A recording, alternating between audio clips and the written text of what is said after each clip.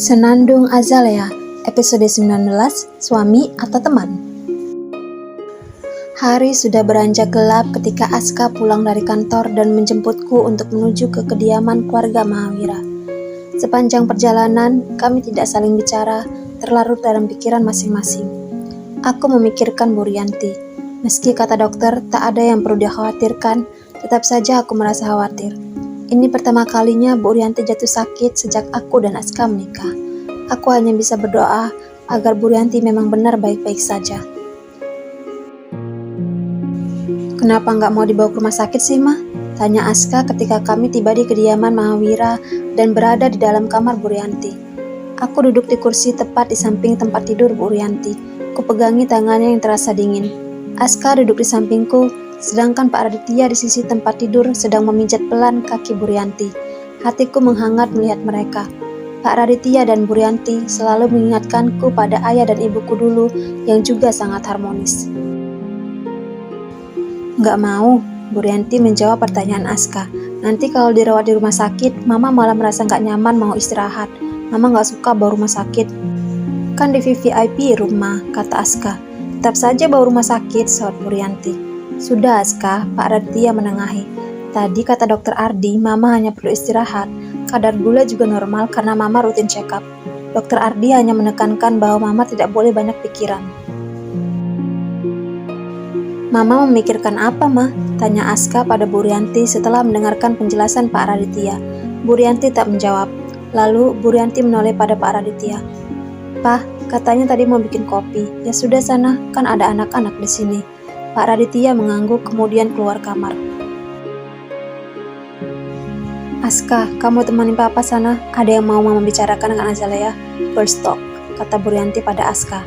Aska menoleh padaku sekilas, lantas beranjak. Ada apa, Ma? Tanyaku setelah Aska tak ada lagi di kamar. Bu Rianti menatapku. Ia terlihat ragu, tetapi akhirnya ia bertanya juga.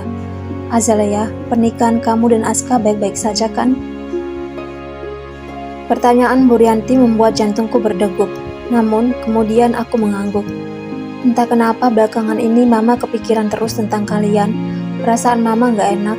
Bu Rianti memandangi langit-langit. Aku tak menjawab, menunggu Bu Rianti melanjutkan perkataannya. Aska memperlakukanmu dengan baik kan? Tanya Bu Rianti lagi. Aku terdiam sejenak sebelum menjawab. Ya Ma, Aska memperlakukan saya dengan baik. Bu Rianti terlihat menghela napas, kemudian dia menyentuh bahuku. Kalau Aska ada menyakiti perasaanmu, kamu bilang sama Mama ya nak? Aku mengangguk. Mama jangan banyak pikiran ya Ma, pernikahan kami baik-baik saja. Ucapku tersenyum menggenggam tangan Bu Rianti. Kalaupun ini termasuk suatu kebohongan, aku tak menyesal melakukannya. Aku hanya berusaha menenangkan hati Bu Rianti agar sakitnya tak berlarut. Bu Rianti tersenyum mendengar ucapanku. Tak lama kemudian Bu Rianti mengatakan ia ingin tidur. Sepertinya mengantuk karena pengaruh obat.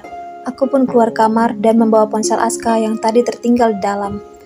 Di ruang tengah, kulihat Aska sedang mengobrol dengan Pak Raditya. Setelah menyerahkan ponsel Aska, aku beranjak ke teras samping yang menghadap ke taman kecil. Tanaman-tanaman hijau di taman kecil ini membuat suasana hatiku menjadi tenang. Untuk beberapa lama, aku memandangi tanaman-tanaman itu. Aku menoleh ketika kulihat Aska sudah berada di teras, lalu duduk tepat di sampingku. Kamu nggak menemani Papa ngobrol? Tanyaku. Papa sudah masuk kamar. Mau istirahat katanya, jawab Aska. Aku hanya mengangguk kemudian kembali memandangi taman. Azalea, panggil Aska. Perlahan aku menoleh.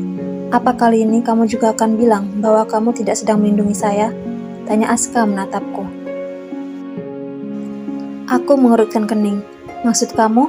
Saat kamu bicara dengan Mama tadi, saya kembali ke kamar untuk mengambil ponsel yang tertinggal. Pintu sedikit terbuka dan saya bisa mendengar pembicaraan kalian. Kamu bilang bahwa saya memperlakukanmu dengan baik. Jelas Aska. Aku terdiam sejenak sebelum mengalihkan pandanganku lagi. Saya tidak sedang melindungimu, Aska. Di luar kesalahan yang kamu lakukan karena kamu tidak menginginkan pernikahan ini, kamu memang memperlakukan saya dengan baik. Jawabku. Aku tak berbohong tentang hal itu. Pernikahan kami memang tidak bisa dikatakan baik-baik saja. Namun, sejauh ini Aska memang memperlakukanku dengan baik di luar kesalahannya. Tidak, aku tidak sedang membenarkan kesalahannya itu. Maksudku, secara kepribadian sebenarnya Aska adalah tipe pria yang baik dan bertanggung jawab. Seandainya pernikahan kami bukan karena perjodohan, mungkin semuanya akan berbeda.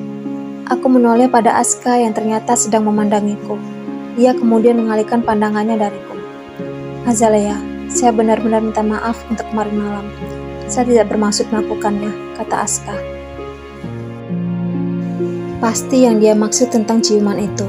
Aku hanya mengangguk sebagai jawaban bahwa aku sudah memaafkannya. Ternyata begitu rasanya kissing.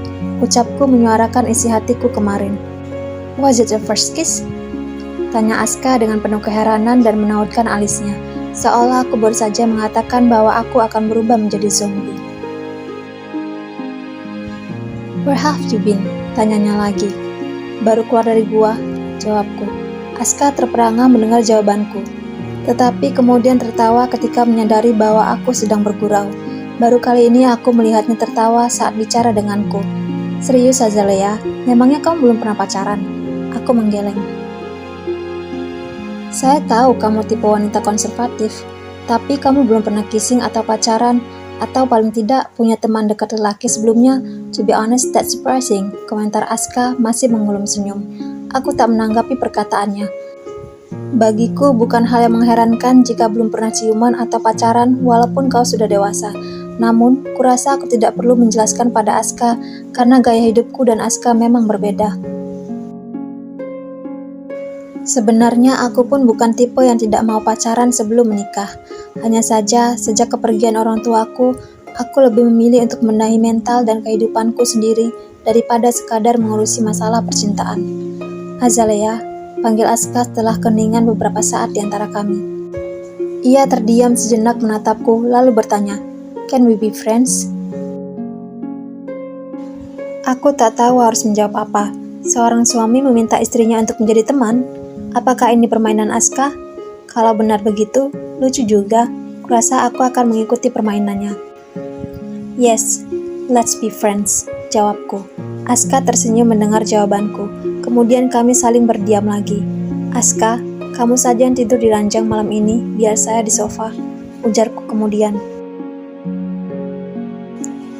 Masih kuingat bagaimana Aska gelisah saat tidur di sofa pada malam pernikahan kami itu. Aska menggeleng. Tidak mungkin saya membiarkanmu tidur di sofa. It's okay Azalea. Kamu saja yang tidur di ranjang. Akhirnya aku mengangguk, lantas beranjak meninggalkannya. Sebenarnya aku masih ingin berada di sini, memandangi tanaman-tanaman hijau. Namun, aku juga menghindari duduk berlama-lama bersama Aska.